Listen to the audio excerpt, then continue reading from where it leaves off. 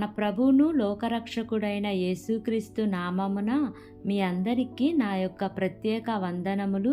ఈ ఉదయకాల సమయమున దేవుడు మనకిస్తున్నటువంటి వాగ్దానమును చదువుకుందాం. మలాకీ గ్రంథము 4వ అధ్యాయము 2వ వచనము. నా నామమందు భయభక్తులు గలవారగు మీకు నీతి సూర్యుడు ఉదయించును. ఆమేన్. దేవునికే మహిమ కలుగును గాక. ఈ ఉదయకాల సమయమున దేవాతి దేవుడు ఈ యొక్క వాగ్దానము ద్వారా మనందరితో మాట్లాడుతూ ఉన్నారు. ఈ యొక్క వాక్యమును మనం జ్ఞాపకం చేసుకుంటే, నా నామమందు భయభక్తులు గలవారగు మీకు నీతి సూర్యుడు ఉదయించును. ఆయనను ఆరాధిస్తున్న మనము దేవునికి భయపడుతూ భక్తి చేస్తే మన జీవితాలలో నీతి సూర్యుడు ఉదయిస్తాడు. కాబట్టి మనము దేవునికి భయపడదాం. నా దేవుడు నేను మాట్లాడుతున్న ప్రతి మాట వింటున్నాడు. నేను చేస్తున్నటువంటి ప్రతి పనిని చూస్తున్నాడు. నా ప్రతి ఆలోచన ఆయనకు తెలుసు. నేను చూస్తున్న ప్రతి చూపు ఆయనకు తెలుసు. అన్నీ కూడా ఆయనకు తెలుసు. ఆయన చూస్తున్నాడు అని ఎవరైతే భయపడుతూ దేవునికి భక్తి చేస్తారో వారి జీవితాలలో ఆయన ఉంటాడు.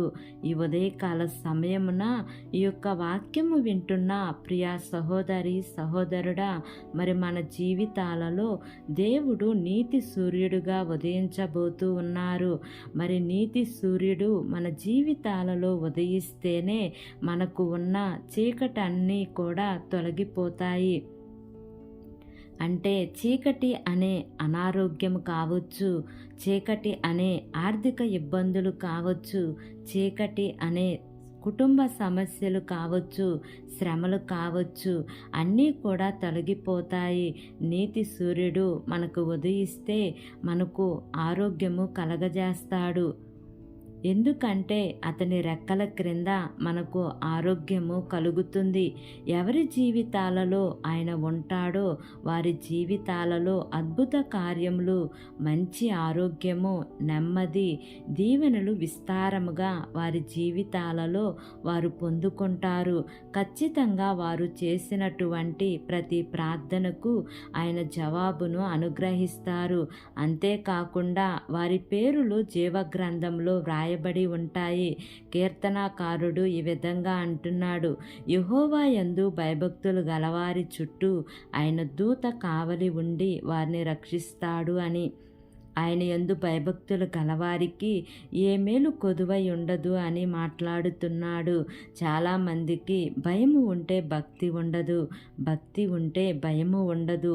అలా కాకుండా ఎవరైతే భయభక్తులు కలిగి శ్రద్ధ కలిగి ఉంటారో వారి జీవితాలలో ఆరోగ్యము, ఆనందము, సంతోషము, అన్ని దీవెనలు కూడా కలగజేసి వారిని రక్షించి ఏ కొదువ లేకుండా దేవుడు చేస్తాను అని వాగ్దానం ఇస్తున్నారు. కాబట్టి మనము ఈ మేలులు పొందాలి అంటే, దేవుని యొక్క కాపుదల మనకు కావాలి అంటే, మనము కూడా దేవుని యందు భయము భక్తి కలిగి ఆయన మాటల మీద శ్రద్ధ కలిగి ఉంటే దేవుడు మనల్ని కూడా ఆశీర్వదిస్తారు.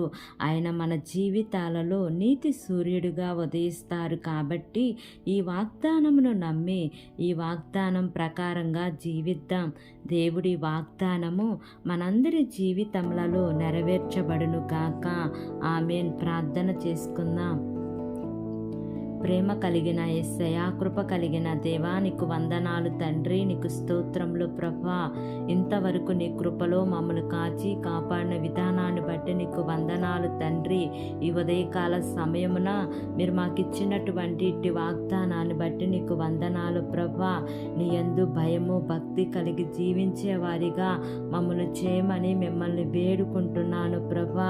ఎన్నాళ్ళు మా ఇష్టానుసారంగా నడిచి ఉన్నామేమో తండ్రి, మమ్మల్ని మమ్మల్ని క్షమించండి అయ్యా. ఇక నుంచి నీ మార్గములో నాయనా జీవించే కృపను దయచేయమని అడుగుతున్నాను తండ్రి. నీకు స్తోత్రములయ్యా. అయా, వింటున్న వారి జీవితాలలో నూతన కార్యములను, నూతన క్రియలను మీరు జరిగించండి దేవానికి స్తోత్రములు దేవా. అయా తండ్రి, మా దేశమును, దేశ ప్రజలను, దేశమును పరిపాలిస్తున్న ప్రతి అధికారుల కుటుంబాలను మీరు జ్ఞాపకం చేసుకోండి అయా. వారి జీవితాలలో నా ప్రభా అయా నీతి సూర్యుడుగా నా ప్రభా మీరు ఉదయించమని అడుగుతున్నాను తండ్రి. నీకు స్తోత్రములు దేవా.